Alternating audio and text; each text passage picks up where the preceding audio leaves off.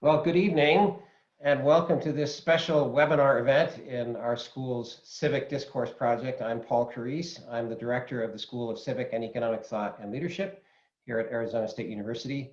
And tonight we are honored to be joined by retired Lieutenant General H.R. McMaster to discuss his recent book, Battlegrounds, The Fight to Defend the Free World. Part of our school's mission is to promote civic dialogue about pressing issues of our time. And each academic year, our speaker series, the Civic Discourse Project, extends those conversations and debates from our classrooms to a broader community. Arizona PBS records our speaker events and broadcasts them later. You can visit our website to see all of our previous lectures and speaker events in the Civic Discourse Project. That's at scetl.asu.edu. Given the public health crisis this year, we offered a new virtual series in the spring and the summer. We called it the Pandemic Dialogues. We did that in two modes. We had live webinars discussing a deeper perspective on pandemics and civic crisis. Then we also had a podcast discussing Albert Camus' novel, The Plague. Our guest, H.R. McMaster, would be interested to know that one of our webinar sessions was devoted to Thucydides. More information on the pandemic dialogues and also information on our school generally at ASU is at scetl.asu.edu. Since General McMaster advocates for the importance of civil discourse across diverse viewpoints in his book, Battlegrounds, we are delighted he's agreed to the webinar in the format we proposed, in which we'll be posing questions to him and allowing a conversation to unfold. So we'll have two main parts to tonight's webinar. First, my ASU colleague, Lieutenant General Ben Frakley, will join me in posing questions to H.R. McMaster about his views of American national security and the need to restore strategic competence to our debates about and our execution of American foreign policy. Then in the second part, we'll have a Q&A session from the virtual community that's joining us. So please do type your questions for our guest using the Q&A feature in Zoom. And then our colleague, Dr. Carol McNamara, behind the scenes will collect the questions, and General Frakley and I will take turns posing your questions to our guest. We also will have a couple of special guest questioners from the audience to get us started. So with that, to introduce our very special guest, Lieutenant General H.R. McMaster. He is now the Fuad and Michelle Ajami Senior Fellow at the Hoover Institution and at Stanford University. He's a native of Philadelphia, and H.R. McMaster graduated from the United States Military Academy at West Point in 1984. He served as an Army officer for 34 years and retired as Lieutenant General in 2018. He remained on active duty in the Army while serving as the 26th Assistant to the President for National Security Affairs, the position popularly known as the National Security Advisor in the Trump administration. He served from February 2017 to April 2018. General McMaster taught history at West Point and holds a PhD in history from the University of North Carolina at Chapel Hill. Joining me to pose very aggressive questions to HR is Lieutenant General Benjamin C. Frakley. He serves as a special advisor to ASU President Michael Crow for leadership initiatives. He also served as a founding team member to establish the McCain Institute for International Leadership at ASU. Ben recently retired from the U.S. Army after more than 36 years of active military service, and he was serving as Commanding General, U.S. Army Accessions Command at the time of his retirement. He's also an Eagle Scout, and in 2010, he was named the Education Policy Leader of the Year for the National Association for State Board Educators. So with that, General McMaster, we're delighted to have you with us. And I always seem to lose the coin toss when we do these webinars. So Ben Frakley is going to pose the first question to you.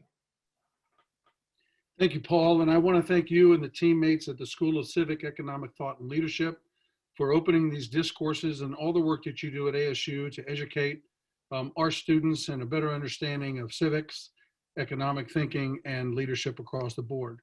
HR, you and I have known each other for 20 years, and I want to thank you personally and publicly for your service to our country in uniform, for your service as our National Security Advisor in the current administration, and also for your continued work at Stanford, and in particular in writing this book, which is so important.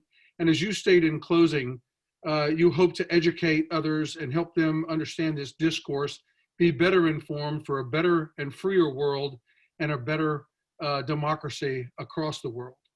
So my first question, HR, has to do with your service as our National Security Advisor, where in the book you state that you would try to restore America's strategic competence. You discuss throughout the narrative in the book the need for integrated strategies, or what we call in some places whole of government solutions. So what are the difficulties associated with all of our government working together toward a common end state versus an over-reliance on military power?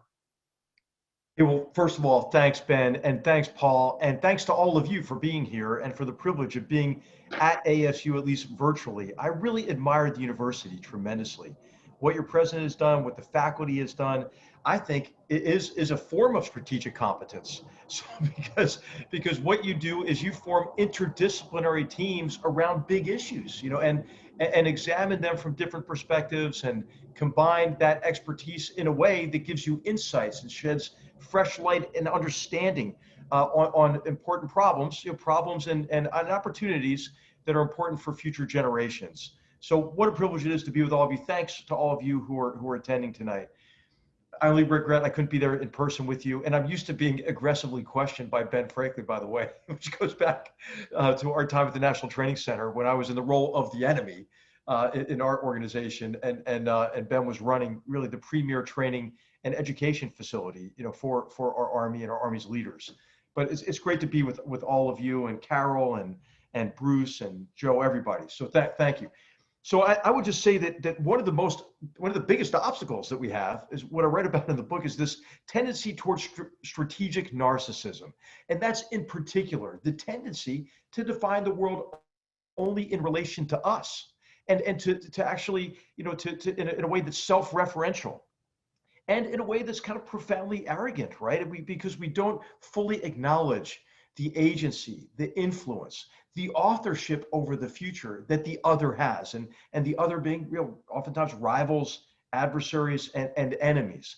And what happens as a result of this tendency to look at the world only in relation to us is that we assume that what we're going to do, or maybe not do on occasion, will be decisive to the outcome and deliver the desired outcome that we want.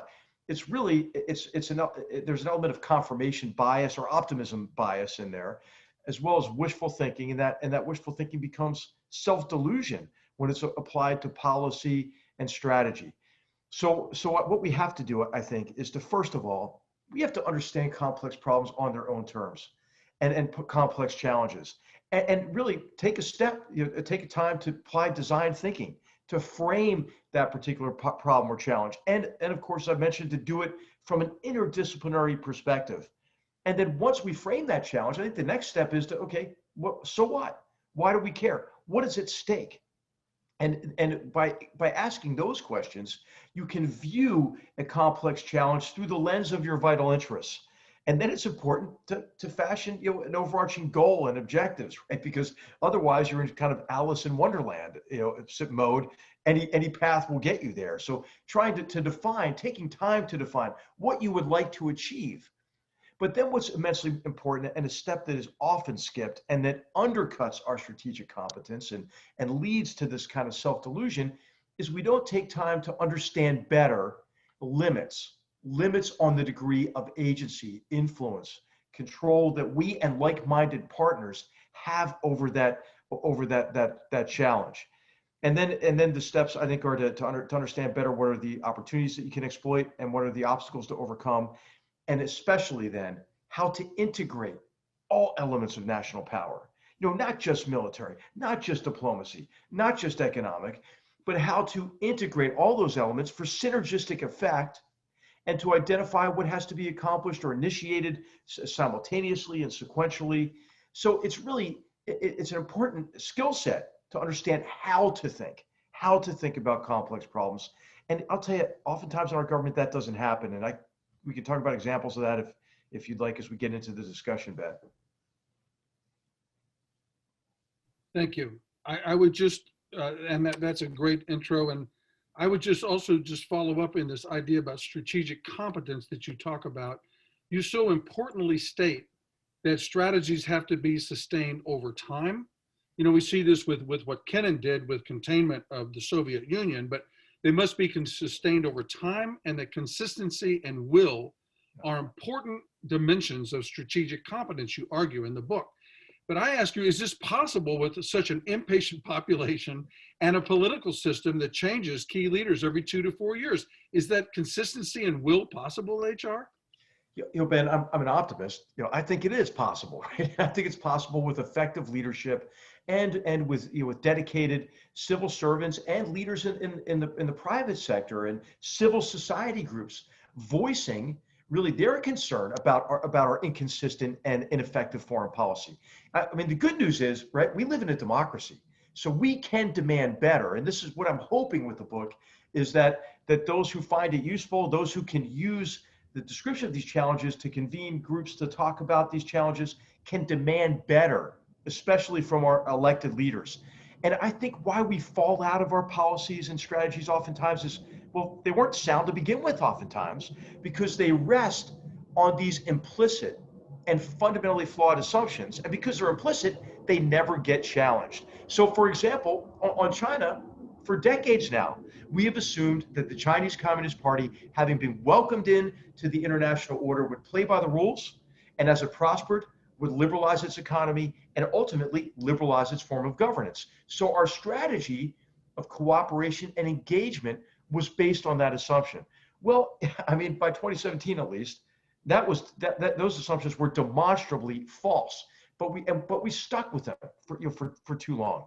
The other aspect of this is, Ben, I think that our politics has become so partisan, so polarized, and instead of crafting a foreign policy on what's best for future generations of Republicans and Democrats and independents, just Americans, right? We define it based oftentimes on, hey, well, my predecessor did that, I'm going to do the opposite, right? So there's this idea that a new administration's foreign policy is defined mainly by just doing the inverse, right, of what the previous administration did. So that leads to inconsistency as well. So what I'm hoping for, and what I hope that we delivered when I was National Security Advisor in the December 2017 National Security Strategy, is a nonpartisan, bipartisan approach to foreign policy and national security. Now, if you don't like the term America First, just do word search and just delete those. But beyond that, I think in that strategy, I think it is a fact-based, reasoned approach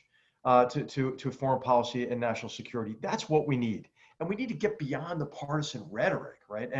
And really understand better what are the challenges and how do we build a better future for generations to come. Thank you. I think that's what the book does. I clearly, in the battlegrounds that you provide a narrative for in the book, clearly you're laying out the facts and you're laying out nonpartisan recommendations on how Americans and our allies might approach these very difficult problems. Paul, over to you. Yeah, I'm going to jump in here. These Army generals will just talk all night, and I wouldn't get a word edgewise. I'm going to follow up Ben's questions by asking about the converse of strategic narcissism, the malady that you want to define, diagnose. You offer strategic empathy as the model America should follow in this bipartisan way.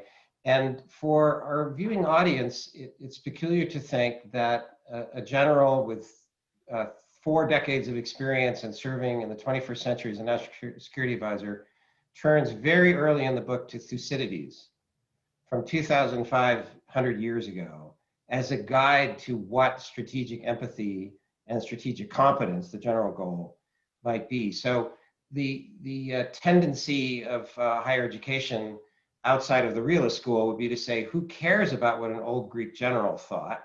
We're in the 21st century, completely different cultural world and technology. So could you talk a bit about why, for example, in the first main substantive chapter on Russia, you turn right away to Thucydides to say, this would help us, turning to Thucydides would help us to figure out Vladimir Putin and what his strategy has been for decades now. Well, Paul, thank you. And this relates to Ben's question too about a sustained, reasoned approach to foreign policy.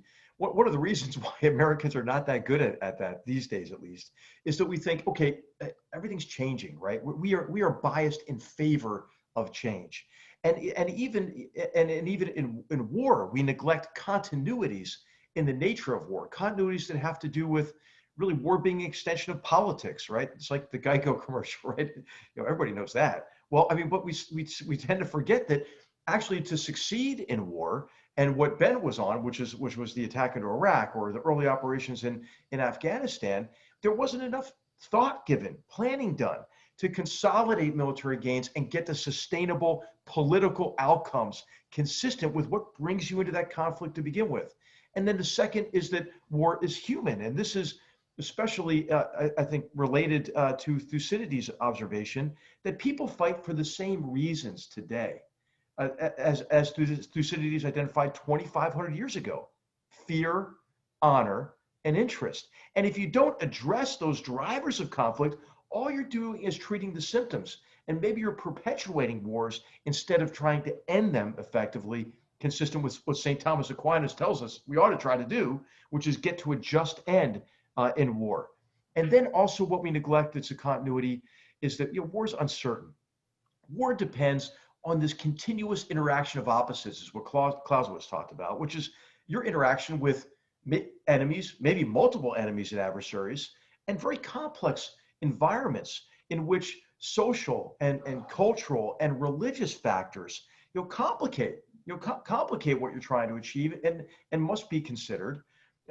Progress in war is never going to be linear, right? But in recent years, for some reason, Paul, we think it's okay to announce years in advance, oh, well, this is the number of troops we're going to have. This is what we're going to do. This is what we're not going to do, almost forgetting the interactive nature of war. And then finally, as you've alluded and Ben has alluded to, I mean, war's a contest of wills.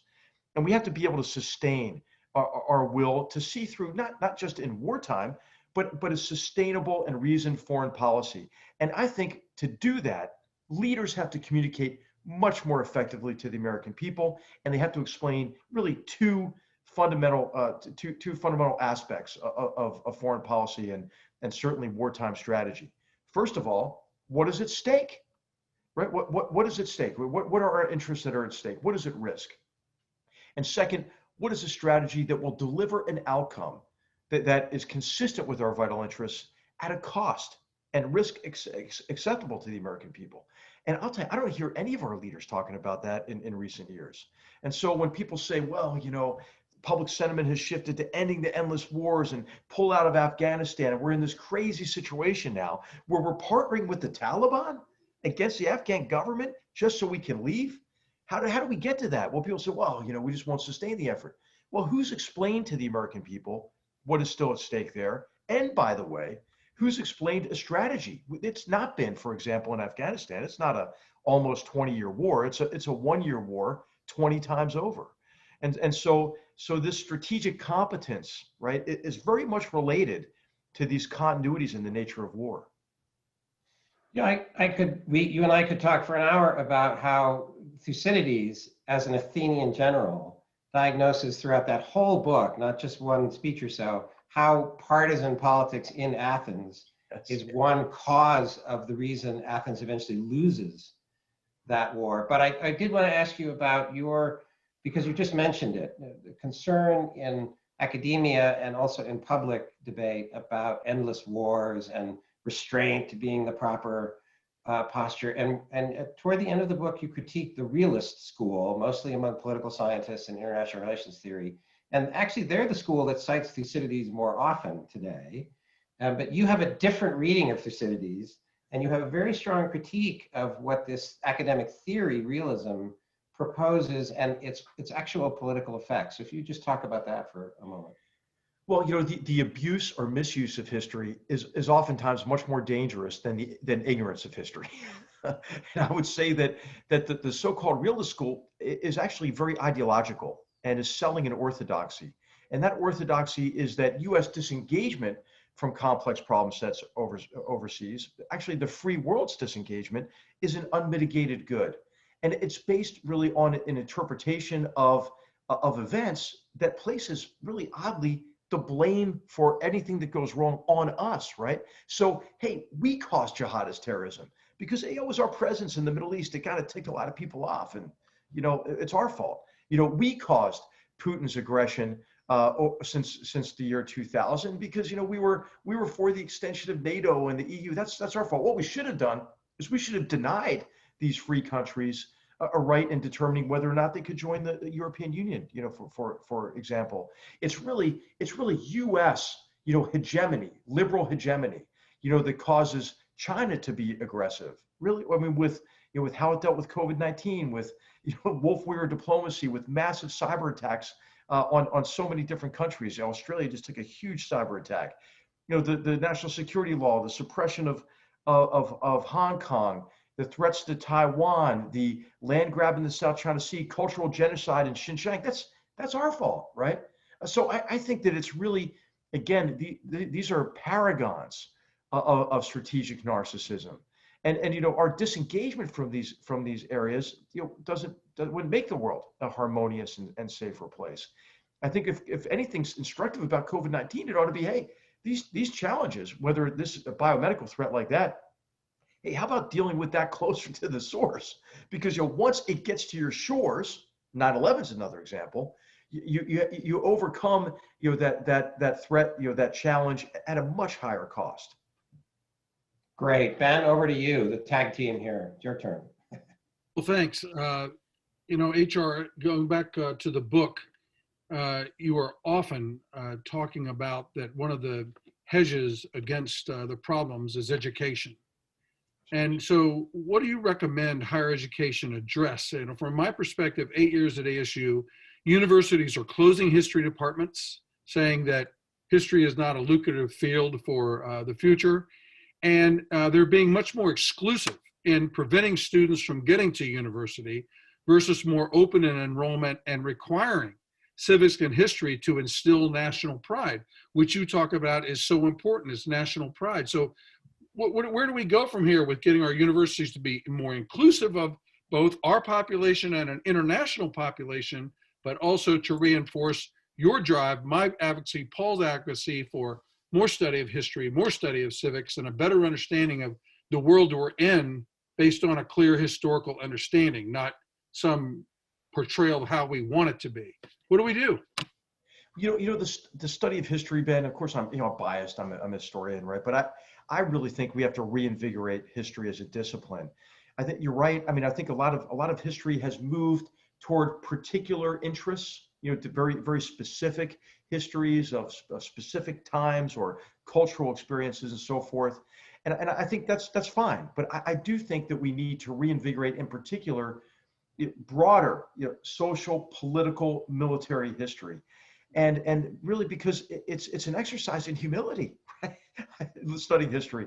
Otherwise you think, hey, everything's new, right? And when in fact, these continuities can be extremely instructive.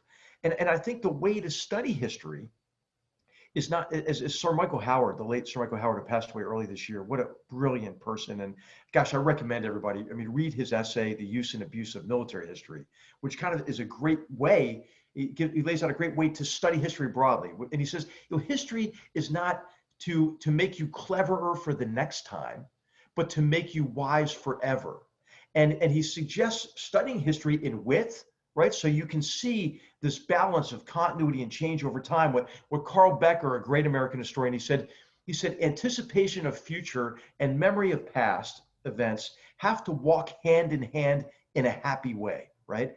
So you understand the broad scope of history, but then he said you also study history in depth. So for military history, that's specific campaigns and battles and so forth, because he said that's when the tidy outlines of history dissolve, and you see the complex causality of events. You see the human, the psychological, the emotional aspects of causality and the human experience. And then to study it in context, right? So to study foreign policy in connection with in context of our domestic politics, in connection with what's happening to the fabric of our society today, in context of our 250-year-long struggle to achieve equal rights for all Americans.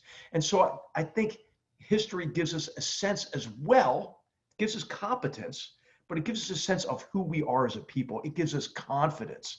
And I think we're lacking that today, right?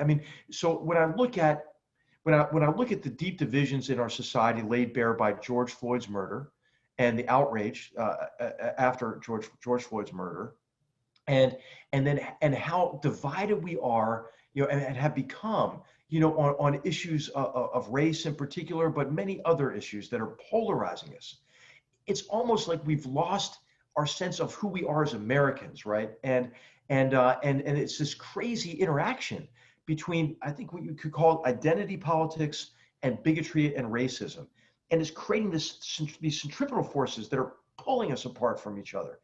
I think history can ground this, not some contrived happy view of history, but a recognition that our experiment in democracy was always a work in progress, and that it's possible for us to recognize that the radical idea of the revolution in that sovereignty lies with the people was a beautiful thing. Our unalienable rights in the Declaration of Independence, beautiful thing, the Bill of Rights. But we can still also recognize, hey, that we had a great blight on our history from the beginning, and that's the institution of slavery. But then on the upside, we can say, okay, well, in our most destructive war in history, we emancipated 4 million people. And then again, more disappointment, failure of Reconstruction, rise of Jim Crow, rise of the KKK, de jure disenfranchisement and inequality of opportunity associated with Jim Crow. All right, then another longer struggles, civil rights movement in the 1960s, dismantled de jure segregation and inequality of opportunity, but it still exists with us de facto, right? We need to work on it. We have a lot to do in, not just in the way the police treat people of different races, but equality of opportunity in terms of education. We've got to really go to work on that. Your opportunities in America should not be determined based on, what zip code you're born into. But all Americans should have confidence. They should have confidence that we can make our country better if we work together. And now I'm kind of worried about internally even the end of empathy almost, right? You can't even try to empathize with me. No, I think if we stop trying, as Rosa Parks said, we will fail only when we fail to try, right? And I think history, American history, civics education can help restore our confidence in our democracy. And I think those who you see, especially violent protests these days, they feel powerless. They feel disenfranchised. Hey, you're not disenfranchised. Hey, if you're in China, man, you're disenfranchised there for sure. But in America, your vote makes a difference. You can demand better from your government. And I think that we ought to try to get behind that. Academia has been, I think, in large measure part of the problem on this over the years. I know that's controversial to say, but the good news is, whenever you identify an institution as part of the problem, they can be part of the solution if they want to. Thank you. I mean, I couldn't agree more about the need for history and for us as Americans to understand who we are and what we're about and our rich history, but also the imperative of our founding documents, what they mean. And it's always been an experiment and it's always been aspirational, and we haven't gotten there. But you answered half the question, but the other half I asked about the exclusivity of our universities, who define themselves by, hey, we only let 4% in, we only let 8% in. Right. We need to open the gates. We need to embrace America and get them inside our universities, like ASU sets an example for. Where do we stand on that, and what can we do about it? Yeah, I think we'll just do what ASU's doing. How about that? I mean, I think that's first thing to do. I think it's just tremendous in the fact that, you have, I mean, what is a student body now? 75 residents, 80. 75,000 and 50,000 online, and our charter online. Okay. Not who we exclude, but who we include. Okay, and everybody that you're including, is participating in the American dream, right? Everybody who is receiving a quality education is gaining the tools necessary to succeed in our free market economic system, which has problems of its own, right? But we don't live in a class system, right? A social class system, right? We have to, but what we have to do is we have to look for opportunities for those who have been disenfranchised, for those who have been disadvantaged. How do we make them part of the promise of America and get away from this kind of idea that there is a path, a path to success. There have to be many paths to success in America. And this is why I think what ASU is doing is tremendous. I mean, President Crow and his vision I mean, I think the university's always been about this since its founding, obviously, but I think you've taken it to a new level, and it's a model. It's a model to be applied more broadly across the country. In great periods of increased energy and opportunity in America, those always what attended those periods of time were the founding of new universities. And I think that ASU could be maybe fostering that same kind of a phenomenon, and I hope it is. Great, thank you. Everything you write in the book and what you just offered tonight resonates very strongly with the mission of our school, which does have civic thought and leadership in the title. So that's terrific to hear. I wanted to ask you about a larger complexity of the book. You have dedicated chapters to the policy issue of Russia as a competitor, China as a competitor, what to do with the war in South Asia, Afghanistan, and Pakistan. And by the way, one of the best brief accounts of why India ought to be seen by American citizens and the American policy elite as a partner and, in a sense, an ally. And a chapter on the Middle East, Iran, et cetera. But I wanted to ask you about this paradox that's in the book. On the one hand, you are writing as a geopolitical thinker, as you call it, toward the end.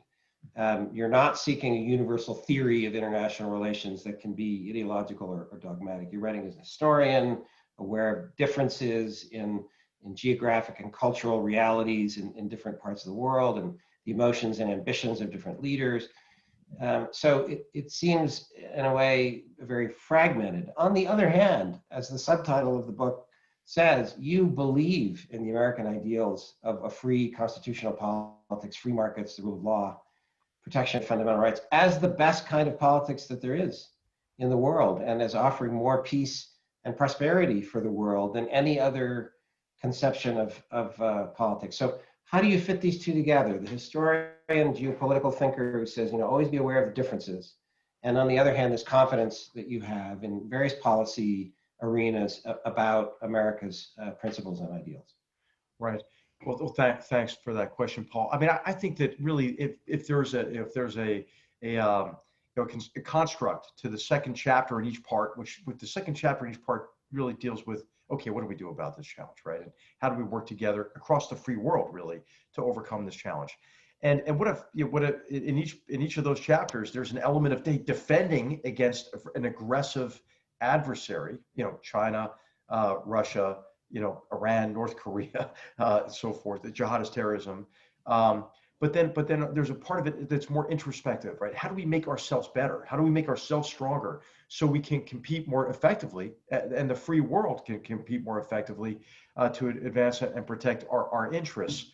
Where I try to bring some of this together is in the China chapter in particular. We ought to try to turn what our adversaries see as weaknesses into our greatest strength, right? What does the Chinese Communist Party fear? I mean, they fear rule of law, right? Because that would challenge rule of the party, right? And the arbitrary, the arbitrary kind of authority that the party has, that in a way that the people don't have, don't enjoy individual rights or any kind of access to due process of law. They fear freedom of speech, right? They fear a press that could criticize the party. They fear investigative journalists, for example, and authoritative sources of information that might run counter to the party's propaganda. So let's strengthen, our freedom of speech. Let's strengthen our free press and investigative journalism. So that's part of what I try to recommend as well. I mean, there's an element of introspection and how to make ourselves stronger, as well as an element of how do we defend and against various forms of aggression. But then also in the last chapter, I hope to apply this method of improved strategic competence, how to think about these challenges, to some of these global issues that we face that aren't really geostrategic, but they have a geostrategic dimension to them, and that would be the interconnected problems of climate and environment and energy and water security and food security and health security. So I think that the way that we approach these problems, I think that it applies to geostrategic issues, but also to these cross-cutting global problem sets as well. It's an interesting, commonsensical view, but there's not much space for it in academia, which is that American foreign policy would need to be made by Americans, who on the one hand don't think, as a realist do, that our own culture doesn't matter, right? Our own ideals and our culture matters. And then on the other side, sort of the liberal institutionalist view that, oh no, America shouldn't matter because it's these universal ideals that matter. And you're saying we have to debate among ourselves and think strategically as Americans about the various opportunities and challenges in the world. Right, right, and then also how to strengthen ourselves, right? How to strengthen our society, our form of government, how to build a better future for really our citizens, but also across the free world as well. Before we turn to, we're going to have a special guest for our first audience question, but just to follow up on this point, Bruce, I'm sorry, Ben Frakley asked you earlier about education. At various points in the book, you have interesting observations about how an American citizenry that took more seriously its education to be citizens would be less vulnerable to disinformation, which is not only coming from Russia, it's coming from China and Iran and North Korea, lots of actors out there in the world. Right. We would be less vulnerable to this kind of polarization, right. Because we would learn that we have always been a free people disagreeing about just about everything, but somehow still Americans and still civic friends. So could you just talk for a moment about that, a deeper kind of civics education as a national security asset? Yeah, Paul, I believe that's really the case. I mean, I think that Russia doesn't create any divisions in our society, but they take full advantage of those that exist and try to widen those divisions. And you see them do this quite effectively, not only in the U.S. but also in Europe as well. And they have a lot of space to operate, right? Especially if our own citizens aren't confident in our system. So in the 2016 election, I tell the story of the Russian attack on the 2016 election, but I try to put it in context, right? In context of Russia's overall sustained campaign of political subversion against us. I don't believe personally Vladimir Putin cared who won the election. Frankly, I think he was as surprised as maybe Donald Trump was when he won the election. And what he really wanted to do is to sow doubts about the process. So the Kremlin, for example, they believed, I think Secretary Clinton was going to win in 2016. So they had a whole campaign ready to go that, hey, Trump would have won, President Trump would have won, if the election hadn't been rigged. Well, after President Trump won, they had to quickly pivot, and instead it became, well, hey, President Trump would have won the popular vote if it had not been rigged. So they don't really care who wins. I think what they care about is diminishing our confidence in our democratic process and in our institutions, polarizing us further, making us believe that the system doesn't work, right? And so this is not to say that we should be any less critical, right, of our government on the issues, but hey, how about a little bit more confidence, right, in who we are? Our founders were pretty darn good at setting up the system. Because they had been through a lot of difficult times, right? They had seen the bloody wars in England in the 17th century, right? They anticipated what happened when what they write about in the Federalist Papers, factions take over, and people identify more with factions than they identify with America and a more common identity. I mean, read factions as political parties today, right? And this is, by placing this debate, this issue of polarization in context of foreign policy, what I'm hoping is Americans will realize, hey, we have to work together. If we want a better future for our children or grandchildren, it's time for us to work together. And I hope that they'll realize, for example, that hey, when Al-Qaeda attacked our country on September 11, 2001, they weren't attacking Democrats or Republicans, right? They were attacking Americans. And so protecting ourselves against, I think, these growing threats to our security, our prosperity, the influence of the free world against the authoritarian closed systems, I mean, that all depends on us competing effectively. And competing effectively is reliant on our confidence in who we are. And I for one, I believe, right? I believe in universal human rights. I mean, I really believe it. Right? I mean, this is not a uniquely American idea. I mean, if you don't want to quote out of the Declaration of Independence or the Constitution, and instead, want to quote out of the Universal Declaration on Human Rights by the United Nations, that's fine.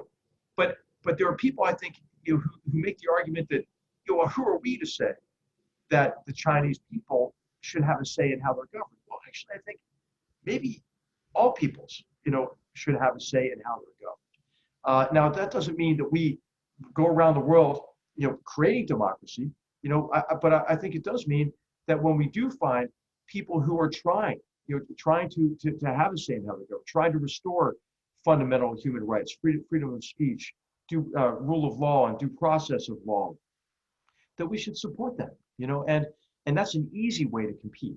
And of course, this is, again, it's not promoting Jeffersonian democracy, and promoting our system. It's allowing them to affect improvements in their own world and in a way that's consistent with their own traditions. Thank you so much. Well, now we have two special guest questioners that we've arranged from the audience. And first up is United States Army Colonel retired Bruce Poggle, who served for 28 years as a judge advocate, a lawyer in the Army, both active and reserve, retired from active service in 2014. He deployed in some of the same places you did, General McMaster and General Frakley, in the past 2 decades, including Bosnia and Iraq and Afghanistan. And he served in a Central Command senior position as a senior lawyer to Central Command responsible for the Middle East. And he currently teaches for us in the School of Civic and Economic Thought and Leadership courses in national security policy and civil relations and the law of armed conflict. So, Colonel Poggle, thanks for being with us, and you get the opening question from the audience. Thanks, Paul. Appreciate it. Sir, good to see you again. Hey, good to see you, Bruce. Sir, your first book, Dereliction of Duty, exposed the moral, political, and strategic blunders that marked the U.S. war in Vietnam. That includes your focus, or the book included your focus on the Joint Chiefs, who were disappointingly negligent in fulfilling their obligations as military leaders, and your indictment of our civilian leadership at the time, who shamelessly lied to the public and manipulated facts to justify what became epic miscalculations. You described in that book how senior military leaders failed to challenge increasingly disingenuous Vietnam-related policy decisions and silently stood by as the U.S. gradually escalated and deepened our involvement in Vietnam with all the costs and attendant casualties.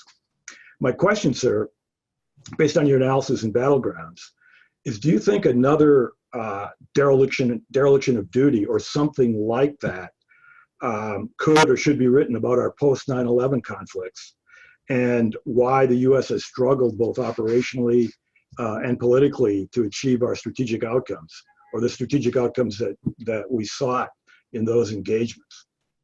Yeah, Bruce, hey, thanks for that question. I do think that we failed to learn from the Vietnam experience, and cases in point are our inconsistent, often flawed strategies in Afghanistan and in Iraq. And I think it's our tendency to learn the wrong lessons, right? I mean, I think we often debate, right? We often want to debate, hey, should we have invaded Iraq in 2003? And I'm sure everyone has heard many debates about that. I think what we ought to debate is like, who the heck thought it would be easy, and why did they think it would be easy? And I think this goes to the growth of the orthodoxy of the revolution in military affairs in the 1990s. An idea about future war, again, that neglected continuities in the nature of war, and under the assumption, hey, the next war is going to be fundamentally different because of American technological military prowess, right? Wars will be fast, cheap, efficient, waged from standoff range. And whereas this small footprint approach to war worked to unseat the Taliban regime, it was insufficient to consolidate gains and get to a sustainable outcome there. And the short war mentality in both places, Afghanistan and Iraq, paradoxically, made those wars longer, made those wars more costly. And Bruce, what I worry about these days is I think we're going back to the same conclusions, right? And we're again going to learn the wrong lessons and be condemned to be frustrated again, maybe in some future conflict. So I think that there are some parallels. It was funny. I mean, when I took the job as National Security Advisor, I mean, I was struck by the fact that I was walking into McGeorge Bundy's office, the Office of the National Security Advisor, who was a prominent character in Dereliction of Duty. And so I realized, okay, now I'm in charge of this process, right? that I criticized as fundamentally flawed during the run-up to Vietnam. So I did put in place mechanisms that I thought would help avoid those same pitfalls. For example, during the run-up to the Vietnam War, everybody told Lyndon Johnson what he wanted to hear. So I made sure that we put into place a process that developed multiple options for the president and gave the president access to the best analysis from across the departments and agencies, and guarded against ever telling the president what he wanted to hear. Because I felt if I did that, that's a profound disservice to him and to the country. The second is that domestic politics tainted that decision-making process. Lyndon Johnson saw Vietnam principally as a danger to getting elected in his own right in 1964 and then passing the Great Society legislation in 1965. So he wanted a strategy for Vietnam that would avoid him having to make difficult choices. I determined that if we would run a process that was relatively insulated from domestic political considerations, with the recognition that others are going to have a voice, they're going to be able to give analysis based on domestic politics later. These are just a couple of examples. There are others that I write about in Battlegrounds, but sadly, Bruce, I do think that as I mentioned on Afghanistan, I mean, these have been wars that have been waged in ways that are not, so I would not describe it as competent over the years. And I don't have confidence that we'll learn even from these most recent experiences. I think you can see that now with the regarding withdrawal from Afghanistan as an unmitigated good. I mean, we've created an enemy in Afghanistan that we want, right? I mean, this mythical enemy where there's a bold line between the Taliban and Al-Qaeda, which doesn't exist.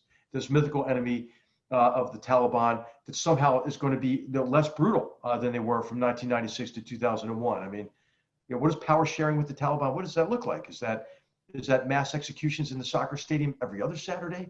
Is that every other girls' school bulldozed?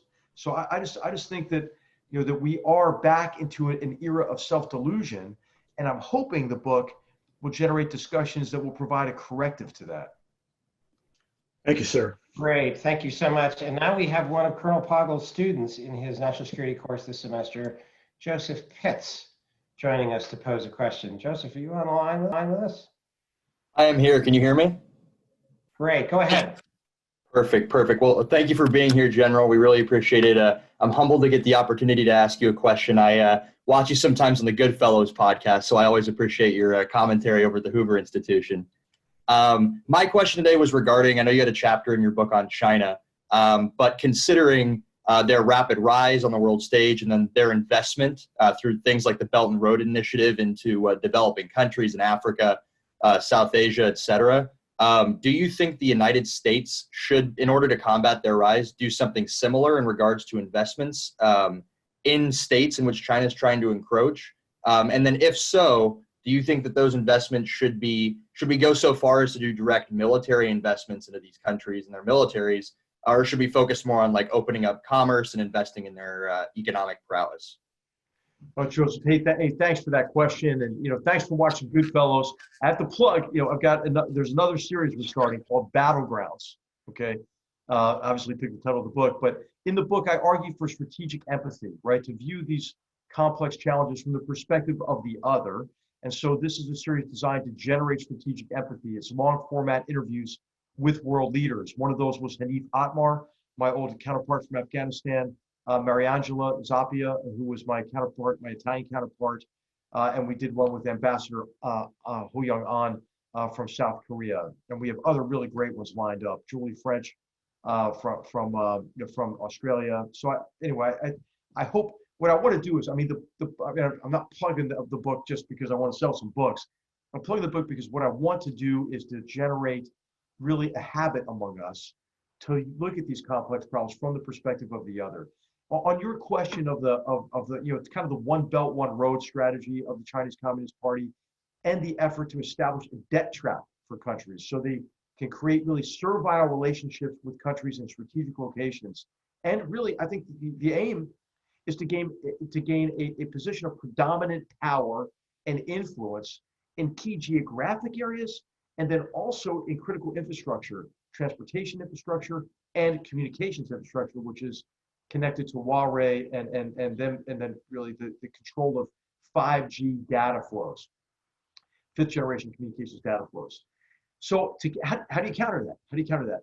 I don't think we want to compete with them because so many of their directly, we want to compete, but not directly with our investments trying to match theirs. First of all, the new vanguard of the Chinese Communist Party, is a party official, also accompanied by a Chinese National Bank official with duffel bags full of cash. Part of that cash is to pay off corrupt officials to then get the contract for these infrastructure projects, many of which will never get a return on investment, right? So we don't want to do that. Our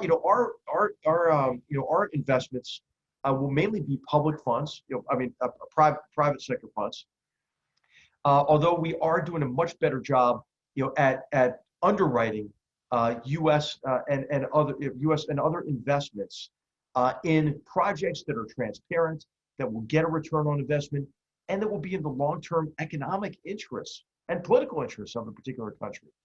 So I think we want to continue to do that with I think it's called the Development Finance, Infrastructure Finance Bank or something, but it was OPIC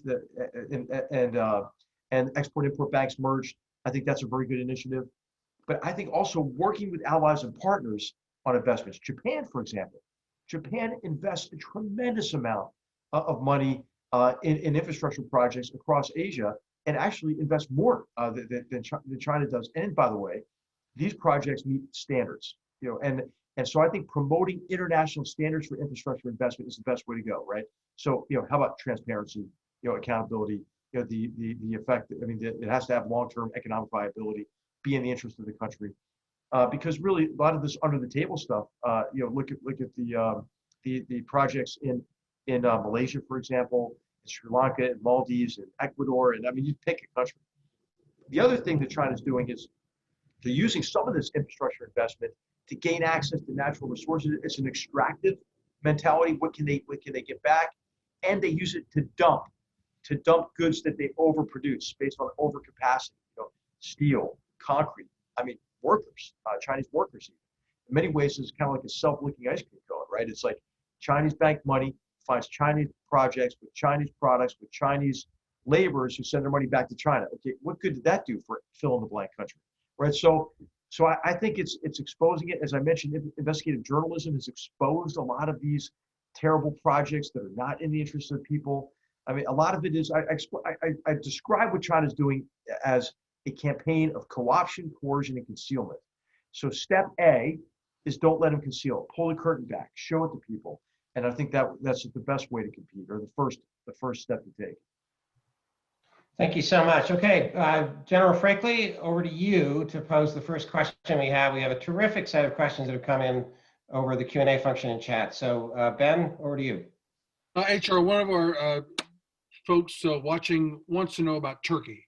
You do comment briefly about Turkey in the book, but as you look at Turkey today and its growing interest, its relationships with Russia, interference in the Azerbaijan and Armenian conflict, growth in the Mediterranean influence, what are your thoughts there? Gosh, I think Turkey under the AKP, and under President Erdogan has drifted away from the West. It is the biggest geostrategic shift since the end of the Cold War, and it's against our interests. And you can see that play out today with the way that President Erdogan has done his best to extinguish democracy in Turkey. Elections still matter, as you can tell by him. As long as he's elected. Right. Well, he reordered municipal elections, and he lost it with a bigger margin after he said, "Hey, I didn't get the result I wanted, so redo the Istanbul, mayoral race," and then he lost by a greater margin. And so I think that Turks are going to grow tired of the AKP. It is a hyper nationalist party with an Islamist strain through it, associated with the Naqshbandi Sufi ideology that he and his adversary Gulen both had as they came out of Izmir. And I'll tell you, we ought to study this from a historical perspective. It was a masterful way to take over a country by using democratic processes to move toward a more authoritarian model. And what he did is he first used civil society groups. Then guess what he prioritized? Education, right? Took over primary, secondary schools, universities, and then institution by institution The judiciary was one of the last holdouts. The press was one of the last holdouts. Now those are under his control. The military, after the failed coup, that was an opportunity for him to consolidate power. So internally stifling democracy, that's bad, for a NATO country and a country that had lived under Kemalism, right? Which was Westernism, secularism and nationalism. And now it's hyper nationalist. It's not secular. And he's promoting a lot of the Muslim Brotherhood movements across the region. Some are worse among those than others. And he's become very aggressive in a foreign policy in kind of a really strange way. He's kind of coddled the Iranians and the Russians, and thereby really helped them to a certain extent perpetuate these episodes in mass homicide that comprise the Syrian civil war. But now he's at war with his proxies, with Russian and Iranian proxies in the Assad regime in Idlib province. And that war has ground to a stalemate. He has then moved across the Eastern Mediterranean to North Africa and is supporting the government national accord against Haftar's forces. So it's Turkish proxies fighting a Russian proxy, who's also supported, by the way, by the Emiratis and the Egyptians in the form of Haftar. And now with Nagorno-Karabakh. But what we don't hear a lot about, we should hear more about, is how aggressive Turkey's been in the Eastern Mediterranean, especially in connection with the Greeks and its claims to petroleum reserves in the Eastern Mediterranean. So I'll tell you, I'm disappointed about it. I grew up hearing stories from my dad, who fought alongside Turkish allies in the Korean War. I have a soft spot for the Turks overall. I served with them in Afghanistan. They're tremendously professional, and it's kind of heartbreaking to see it. I think one of the elements of Erdogan's policy is this, to kind of see a kurd behind every tree, right? Now there's a real threat from the PKK, but I think he's going to drive that threat more by the way he's treating the Kurdish population as well. So what do? I think maybe sustained engagement. Maybe he's got some buyer's remorse, with Russia. From a historical perspective, Turkey's never been friends with Russia, right? And they're not going to be under Vladimir Putin as well. So maybe we could say, hey, President Erdogan and those around him, you might want to reconsider the relationship here. 80% of Turkish trade is with Europe, by the way. So it is in Turkey's interest, I think, to lean back to the West. And hopefully that'll be a major diplomatic effort, for whatever, president is sworn in, on January 20th. Thank you. Thank you. We've got less than 5 minutes left, so maybe we can do some rapid fire questions to you. And this one is from Ben Frakley's friend at the McCain Institute, Ambassador Ed O'Donnell, asking about Russia. You have 2 chapters on Russia. So the quick version, what do you think are the best leverage and tools the U.S. has to convince Russian leadership to be less hostile toward U.S. and European interests and to find some mutual goals? Okay. Yeah, I'll just say quickly, I think the most important tool is to work together with allies to impose sanctions on Russia for its aggressive actions. The poisoning of Navalny just being the latest among them. I don't think Germany, for example, should give Russia coercive power over its energy sector and its economy with Nord Stream 2.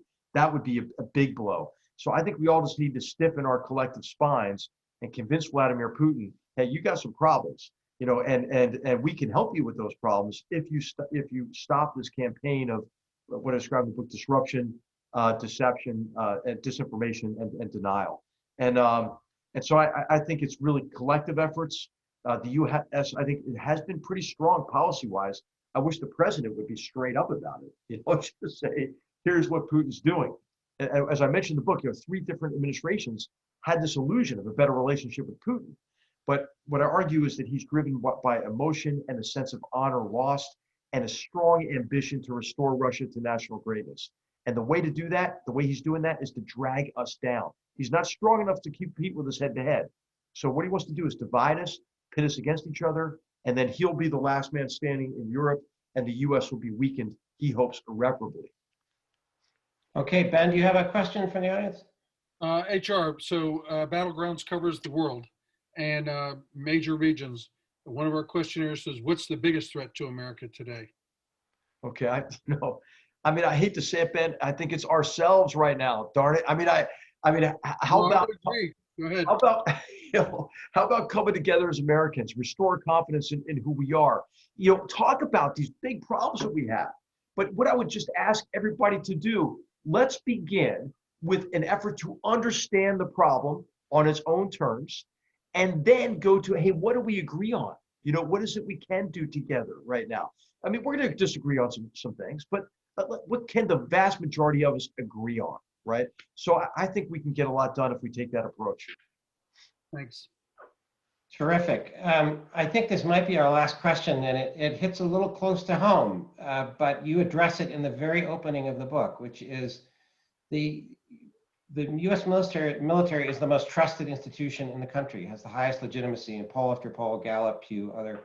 But there has been a concern about senior military officers, retired, being pulled into politics, willing to be used in political campaigns and using political rhetoric. You wrote in the book that you did not write, it's my phrase, not yours, you were not going to write a kiss and tell book about serving in the Trump administration. You were trying not to be partisan. So how to strike this balance? Obviously, there's an enormous credibility and experience and insight from senior military officers, generals and admirals. How to use that, but not have admirals and generals pulled into the partisan factionalism. Right.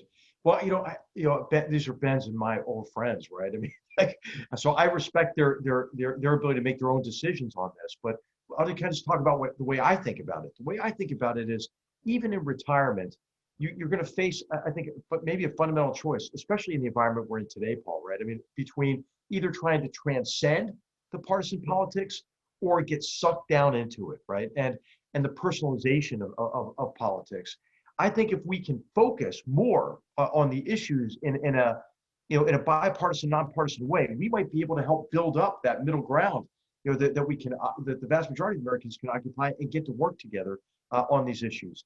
The other aspect of this is, if there's kind of a collective list, of generals and admirals, there's a habit these days, right? Going back to the Clinton administration. Yeah, I've got my list of admiral generals. Well, I have more admirals and generals than you do, right? And so what this does is it curries, favor with like the military class. We don't want that, right? We don't want that. We don't want a Praetorian form of government. In fact, we have to remember, I mean, George Washington's grandparents fled the English Civil War. And what our founders had in their minds was the specter of a man on horseback, Oliver Cromwell, right? And so, nobody elects generals to make policy. And I think you can do whatever you want as an individual citizen, but I worry about the profession being seen as partisan political. That can never happen. I mean, our Army, our all of our armed services, we all have to be from all the people. And I think the profession is doing pretty well preserving that, but it's also incumbent on politicians. They share this responsibility, right? So don't try to use the military as a shield, or to protect you from criticism, or as a way to bolster your credibility. Earn that yourself for our political leaders, and I think take on the responsibility. Sam Huntington wrote about this in the classic book, Objective and Subjective Control. Right? I think we all have a responsibility to protect our democracy and to protect our military professionalism. Thank you for that. It gets back to the question we discussed earlier about civics education for everybody. We understand these fundamental principles, including civil military relations. Well, I regret to say we have run out of time. I do have some thank yous to say as we close. We thank everybody for joining us for this special webinar on our Civic Discourse Project. Please do check out our website. That's SCETL, scetl.asu.edu, to see all of our events in the Civic Discourse Project across the last 3 years. And you can also learn about our upcoming series in the Civic Discourse Project on race, justice, and leadership in America, a set of webinars this fall and into the spring. Our first session is a week from today, October 12th, and General McMaster just mentioned George Washington. Our topic is to talk with Dr. Bill Allen, an expert on George Washington's thought about slavery and Washington's decision to emancipate all the slaves in the Washington estate at the end of his life. So that's 1 week from tonight. I should thank our colleagues in the school who made this webinar possible. It's Dr. Carol McNamara, our Associate Director for Public Programs, Joe Martin, our Communications Manager, who is our Zoom wizard behind the scenes, and Morgan Raddick from our events team. Thanks again to General Ben Frakley joining me to pose questions, and to Colonel Bruce Poggle and to Joseph Pitts for posing special questions from the audience. And for those of you who enjoyed hearing from HR McMaster, we should say that he is speaking tomorrow with ASU President Dr. Michael Crow as part of the McCain Institute's Authors and Insights program. That's tomorrow at 11 a.m. Arizona Mountain Standard Time. And so with that, I close with great thanks to our guest, HR McMaster, for sharing his expertise and insights with us and agreeing to this sort of open format. I met General McMaster well over a decade ago when he came to give an address at the Air Force Academy when I was a civilian professor there. So I was an Athenian in Sparta back then. General McMaster, I hope to talk with you again now that you're an Athenian as an academic at the Hoover Institution at Stanford University. This is a terrific conversation. Hope to talk with you again. And to everybody who joined us, thank you and be well and good night. Thanks, everybody. Thank you.